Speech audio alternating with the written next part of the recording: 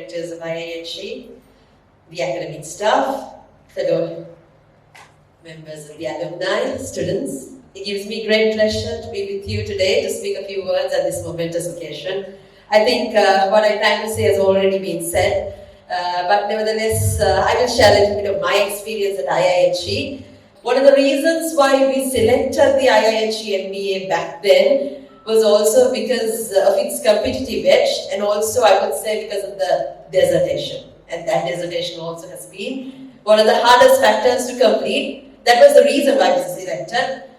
Nevertheless, I don't regret, because IIHE together today has personally molded me to who I am. Throughout my corporate career, has gone through different phases, I would say. First I was in the corporate career, and then I took a turn where I switched to the legal career. Today I'm a lawyer with about 10 years legal experience, and whilst being a lawyer, I engaged in politics, and I today serve as a local municipal council member. So when I took turns in my career, it was a grounding that I received whilst doing the MBA.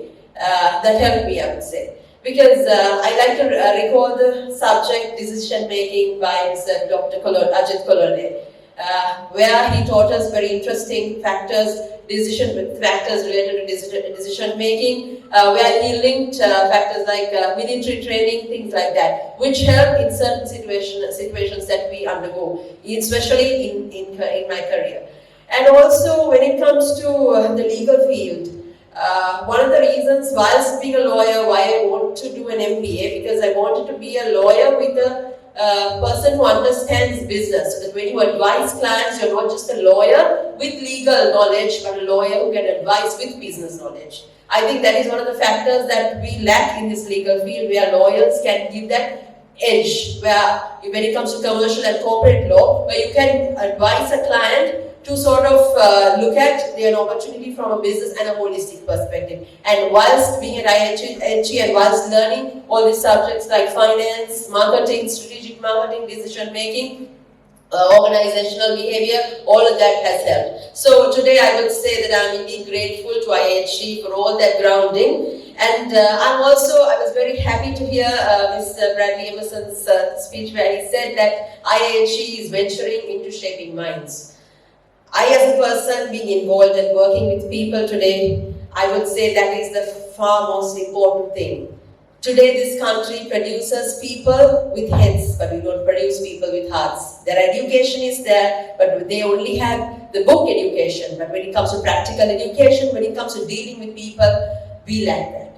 And that is one of the reasons why we see people in top positions making quite selfish decisions and not looking things in the eyes of the people. And when we bring out people, and when we put students out of an institute, you must make sure that the people that go out are holistic people, and that they're not just educationists, not people with just paper qualifications. And I was quite happy that IIHE has ventured into that path. Today, I think we are in a very critical situation in this country, where we see the younger generation trying to migrate. Post-pandemic, we saw people outside passport offices, around 600,000 people trying to migrate. One single day, there were about 16,000 passports that was issued. So this is the future of our country that is going. So what is the role of all these educational institutes? What is the role that they play in shaping and molding the futures of the next generation? I think as opposed to being educationists and also without being just an educational institute, and also not considering all these aspects as just another CSR venture, but to consider that shaping people, molding people as a part of their curriculum, is a part of their education, is what matters. I think that is the way forward for this country, I would say. If institutions, if universities, if I would say schools can think of this way, I think we can change this country in a smaller way. And one of the other saddest factors are that Sri Lanka lacks education policy. We see governments coming, governments change, educational policies change. And we don't see the people that come out of these educational institutes being geared to the job market. We see graduates going behind politicians asking for jobs, but with degrees. And even the people that come out of these degrees, are they equipped to the job market?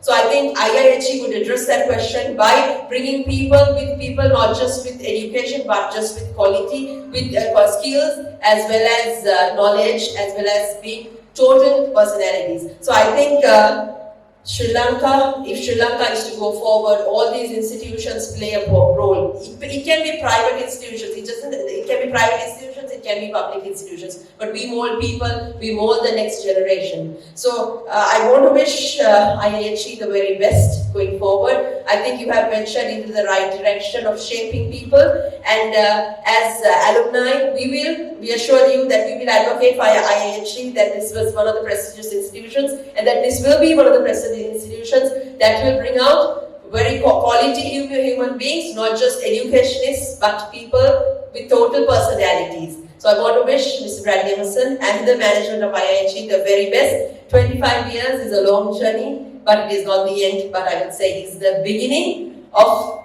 the next beginning. Thank you. 25 years is definitely a long time, and I wish you all the very best to continue to produce brilliant academics, but most importantly, well-rounded Sri Lankans. Thank you very much for inviting me. I hope you have a great evening.